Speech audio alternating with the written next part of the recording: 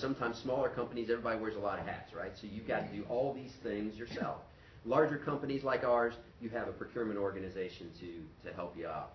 But these are just a few of the things that we're going to talk about conceptually. We're not going to get too much down into the weeds based on time. And really what this all is when we sit down with you as our HR client, we're going to take you through the procurement process. And at a very high level, we're going to talk through the planning, the risk analysis, the supplier selection, contracting, and supplier management. So that's just going to be the setup for those things that you saw before.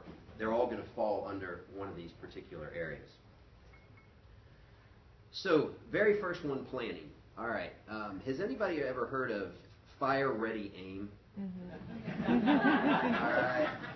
Yeah. My clients do that a lot. I do that, okay?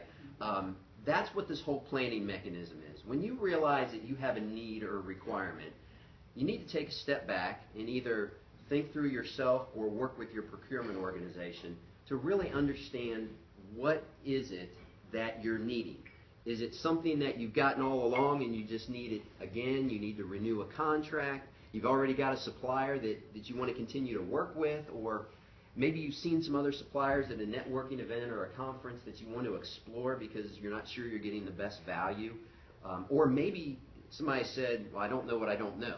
All of a sudden there's some concept or something you've heard that somebody else is doing that you don't know anything about, but you want to start exploring that. That's where you really have to start with all of this and step back, and we're going to use the term scope. Anybody heard the term scope before? Scope is what you need, what you're requesting, what your desires are to fulfill that work or task that you want to have done. That's called the scope. And if you don't know what you don't know, you couldn't really put that scope down on paper. So you're going to have to figure out what that is. However, if you know exactly what you want, you can put that scope down on paper.